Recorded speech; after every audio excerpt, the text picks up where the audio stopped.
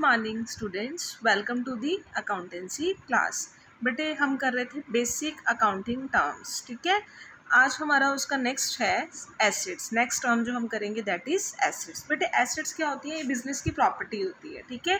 ये जो हमने बिजनेस के मतलब they are the economic resources of the business. Economic resources क्यों है? क्योंकि इनके थ्रू बिजनेस जो है आगे मनी जनरेट करने का काम करता है। So in other words anything which will enable the firm to get economic benefit, जिससे फर्म को कोई ना कोई इकोनॉमिक बेनिफिट होगा फ्यूचर के अंदर, तो वो फर्म की क्या होती है? एसेट होती है। लाइक लैंड, जिस जगह पे आप काम करोगे, ठीक है, और जो काम करोगे उससे क्या होगी? इनकम होगी, ठीक है। कोई बिल्डिंग है, मशीन है जिसके थ्रू प्रोडक्शन होगी, ठीक है। फर्नीचर जहाँ पे मतलब ऑफिस वगैरह बनाया हुआ है उसके अंदर फर्निशिंग की है आपने, वो चीज़ आ जाएगी। कोई भी स्टॉक पड़ा है। डेटर्स वो होते हैं, वैसे मैं आपको डेटर्स के बारे में बता चुकी हूँ बेटे। डेटर्स वो होते हैं जिनसे हमने मनी रिसीव करनी होती है। मनी क्यों रिसीव करनी है? क्योंकि हमने उनको कुछ ना कुछ क्रेडिट बेसिस पे सेल किया था। जिनको हम क्रेडिट बेसिस पे कुछ सेल करते हैं तो उनसे हमने फर्दर मनी रिसीव करनी होती है। So that's why it is called debtors. Cash and bank balance, cash आपके हैंड में पड़ा है, बैंक के अंदर पड़ा है। ट्रेडमार्क जो है किसी चीज़ को बनाने का, मतलब किसी चीज़ के ऊपर जो टैग लगा होता है, ठीक है ना, दैट इज़ ट्रेडमार्क। कॉपीराइट किसी चीज़ को पब्लिश करने का राइट, ठीक है। गुडविल जो रेपुटेशन ऑफ द बिजनेस, ये सारी आपकी क्या है? एसेट्स हैं। So assets are future economic benefits, the rights which are owned or controlled by an organisation or individual. जो कि किसके पास है और कौन कंट्रोल कर रहा है? ऑर्गेनाइजेशन या इंडिविजुअल्स। सो एसेट्स के क्या क्या कैरेक्टरिस्टिक्स होते हैं? It should be owned by the business, business की होती है, ठीक है। ये टेंजिबल भी हो सकती है, इनटेंजिबल भी हो सकती है। कोई ना कोई मनी वैल्यू इसके साथ अटैच होगी। It should be capable of being measured in money terms, और उसको हमने किस में मेजर करना है? Money terms. जो चीज़ें मनी टर्म के अंदर मेजर होती हैं वही जो है बिजनेस की बुक्स के अंदर रिकॉर्ड होती हैं, ठीक है। Assets can be classified into 3 parts के अंदर क्लासीफाई करा गया है। Fixed assets, current assets, fictitious assets. जैसे बेटा वहाँ लिखा हुआ था नॉन करंट लाइबिलिटी मतलब long term liability, fixed liability, वैसे ही non current assets means long term assets या फिक्स्ड एसेट्स। फर्स्ट हम बात करते हैं non current assets. Non current assets वही होती हैं बेटे जो कि एंटरप्राइज ने या बिजनेस ने फर्दर पर्पस उनका रीसेल करना नहीं होता, बल्कि उन्होंने इसको रखा हुआ है एज अ इन्वेस्टमेंट, जिसके थ्रू बिजनेस के ऑपरेशंस जो हैं वो परफॉर्म किए जाते हैं। सो ये एसेट्स जो हैं बिजनेस के पास पड़ी होती हैं from a long term point of view, लंबे समय तक ये अपने पास रखते हैं। लाइक जैसे land and building, plant and machinery, furniture and fixtures, ये सारी फिक्स्ड एसेट्स होती हैं। फिक्स्ड एसेट्स जो हैं वो 2 तरह की होती है बेटे, टेंजिबल एसेट्स और इनटेंजिबल एसेट्स। टेंजिबल बेटे वो होती हैं which we can see and touch, जिसको हम देख भी सकते हैं और टच भी कर सकते हैं। Like land, building, machinery, computer, furniture, ये आप अपने पास रखते हो। आपका पर्पस इनको सेल करना नहीं होता, आप इनके थ्रू जो है बिजनेस के फंक्शंस को परफॉर्म करते हो या अपने बिजनेस के अंदर यूज़ करने के लिए लेते हैं। आपका उस चीज़ का बिजनेस नहीं है, ठीक है ना। इनटेंजिबल एसेट्स कौन सी होती हैं? वो assets which we do not have physical existence, that they can not be seen and touch, ठीक है। The assets which we can't see and touch, जिसे ना तो हम देख सकते हैं ना छू सकते हैं, that is called intangible assets. Like patents हो गए। पेटेंट होता है किसी चीज़ को बनाने का राइट मिल जाना, ठीक है ना। गुडविल जो आपकी रेपुटेशन होती है मार्केट की बिजनेस के अंदर। ट्रेडमार्क्स आ जाते हैं लाइक नुमेरो की जीन्स वगैरह, कंप्यूटर सॉफ्टवेयर एट्सेट्रा, ठीक है। नेक्स्ट है करंट एसेट्स। करंट एसेट्स कौन सी होती हैं? वो एसेट्स जो कि एक बिजनेस के पास पड़ी हैं, वो क्या करते हैं, इसको जल्दी से जल्दी कैश के अंदर कन्वर्ट करवा सकते हैं। मतलब वो एसेट्स जिसको हम जो लिक्विड फॉर्म के अंदर होती हैं या जिसको हम जल्दी से जल्दी लिक्विड फॉर्म के अंदर कन्वर्ट करवा सकते हैं, जो हमारे पास 1 ईयर तक रहती हैं, उन्हें क्या बोला जाता है? करंट एसेट्स बोला जाता है। फॉर एग्जाम्पल जैसे goods are purchase with the purpose to resale. आपने गुड्स परचेज करी है किस पर्पज़ से? कि उसको फर्दर हमने क्या करना है? रीसेल करना है, उससे प्रॉफिट कमाना है। डेटर्स जिनसे पैसे लेने थे जल्दी से जल्दी कैश आ जाता है, विद इन 2 मंथ्स 3 मंथ्स आपके पास कैश आ जाएगा। जो कैश इन हैंड आपके पास पड़ा है, कैश एट बैंक, बैंक्स के अंदर जो कैश पड़ा है, वो सब चीज़ें कौन सी होती हैं? आपकी करंट एसेट्स होती हैं। नेक्स्ट आती हैं फिक्टिशियस एसेट्स।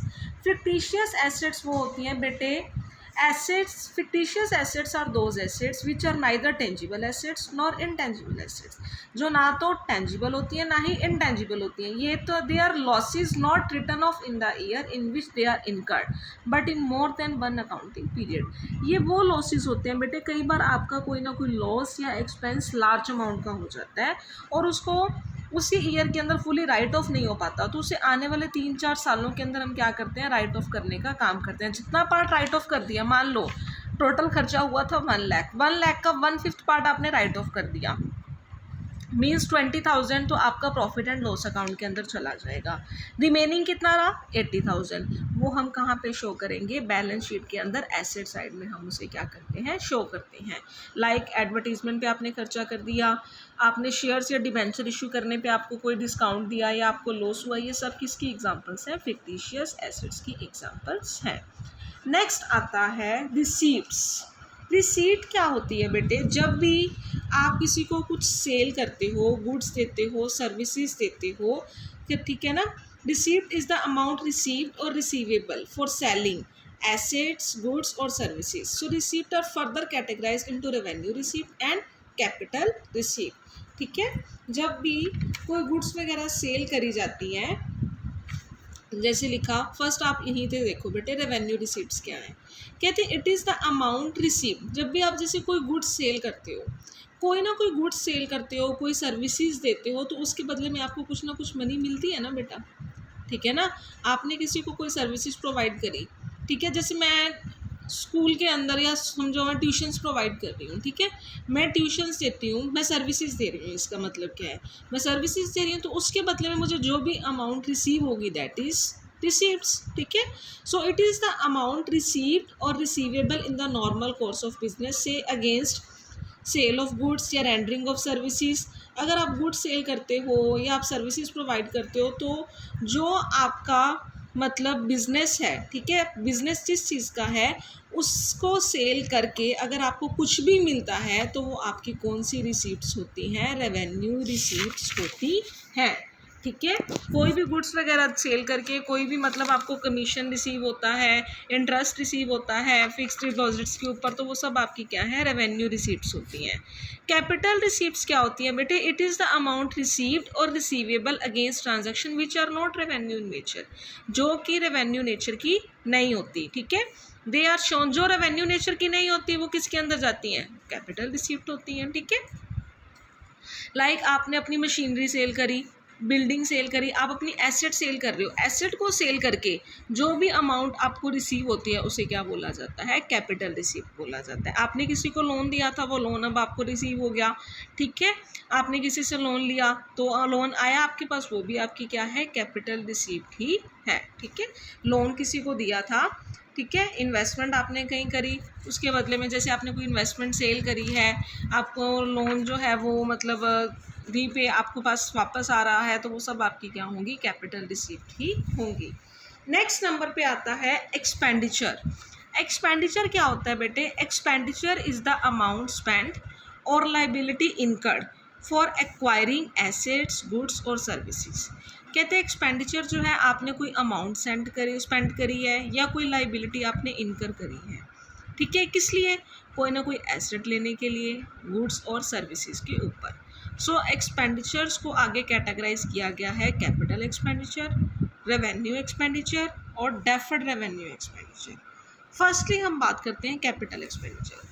कैपिटल एक्सपेंडिचर बेटे किससे रिलेटेड होता है, एसेट्स से रिलेटेड होता है। मतलब वो एक्सपेंडिचर जो आपने एसेट्स को एक्वायर करने के लिए किया है, ठीक है, जो भी आप एसेट्स को खरीदने के लिए खर्चा करते हो जिससे आपके बिजनेस की अर्निंग कैपेसिटी इंक्रीज होगी, जो आपको फर्दर जो है आने वाले कई सालों तक बेनिफिट देगा, उसके ऊपर कोई खर्चा करते हो तो उसे कौन सा एक्सपेंडिचर बोला जाता है, कैपिटल एक्सपेंडिचर बोला जाता है। ठीक है, ये आपका टेंजिबल एसेट के ऊपर भी हो सकता है और इनटेंजिबल एसेट के ऊपर भी होता है। सो क्योंकि आपकी फिक्स्ड एसेट है तो इसे बैलेंस शीट के अंदर एसेट साइड में शो किया जाता है। ठीक है, जैसे कैपिटल एक्सपेंडिचर आपने किया मशीनरी को परचेज़ करने के लिए, फर्नीचर को परचेज़ करने के लिए, कंप्यूटर्स को परचेज़ करने के लिए। सो ये सब आपके क्या हैं, कैपिटल एक्सपेंडिचर हैं। नेक्स्ट आता है रेवेन्यू एक्सपेंडिचर। रेवेन्यू एक्सपेंडिचर बेटे वो होता है जिसका बेनिफिट जो है आपको with in the accounting period he receive होगा, जिसका बेनिफिट 1 साल के अंदर ही रिसीव होगा, वो कौन सा होता है, रेवेन्यू एक्सपेंडिचर। लाइक जैसे cost of goods sold, salaries, rent, ठीक है, इलेक्ट्रिसिटी एक्सपेंसेस, ये सब कौन से हैं, रेवेन्यू एक्सपेंडिचर हैं। ये सारे के सारे आपके रेवेन्यू एक्सपेंडिचर होते हैं और इन्हें जो है trading and profit and loss account की डेबिट साइड के अंदर शो किया जाता है। ठीक है, आपने सर्विसेज दी, आपको सैलरी मिल गई, आपने किसी का जो है मतलब सैलरी जो है आपने किसी से सर्विसेज ली, आपने उसको सैलरी पे करी। ठीक है, आपने किसी की जगह रेंट पे ली थी, ठीक है, तो ये क्या है, रेंट आपको पे करना पड़ा, इलेक्ट्रिसिटी का खर्चा पे करते हो। ठीक है, ये सब कौन से हैं, रेवेन्यू एक्सपेंडिचर। जैसे ही आपने उसको चीज़ को कंज्यूम किया, आपने पे कर दिया, सो ये रेवेन्यू एक्सपेंडिचर होते हैं। ठीक है, इसका बेनिफिट जो आपको उसी अकाउंटिंग पीरियड के दौरान ही मिलता है। नेक्स्ट आते हैं deferred revenue expenditure. Deferred revenue expenditure कहते हैं is a revenue expenditure in nature but is return of in more than one accounting period. जैसे मैंने अभी बताया, कई बार खर्चा जो है वो ज़्यादा अमाउंट का हो जाता है, ठीक है, जो कि आपका उसी ईयर राइट ऑफ नहीं हो पाता, तो उसे हम आने वाले कई सालों के अंदर क्या करते हैं, राइट ऑफ करते हैं। जैसे मैंने अभी आपको बताया था, फिक्टिशियस एसेट्स के अंदर भी कई बार जो है लार्ज अमाउंट का खर्चा हो जाता है, जिसका बेनिफिट जो है आपको आने वाले कई मतलब जो है लार्ज अमाउंट हो जाती है, जिसको आने वाले कई सालों के अंदर हम उसे क्या करना होता है, राइट ऑफ करना होता है। So, deferred revenue expenditure is a revenue expenditure in nature but is written off in more than one accounting period because it is estimated that benefit जो है इस expenditure का वो आने वाले 1 साल से ज़्यादा के अंदर रिसीव होगा। फॉर एग्जाम्पल, जैसे आपने एडवर्टीजमेंट के अंदर बहुत ज़्यादा खर्चा कर दिया, ठीक है, तो उसे क्या बोला जाता है, जिसका बेनिफिट आपको 1 साल से ज़्यादा रिसीव होगा, तो उसे कौन सा एक्सपेंस बोला जाता है, डेफर्ड रेवेन्यू एक्सपेंडिचर। सो आज हमने कहाँ तक किया, एक्सपेंडिचर तक किया। सो आगे हम कल डिस्कस करेंगे बच्चों। So thank you students, good bye.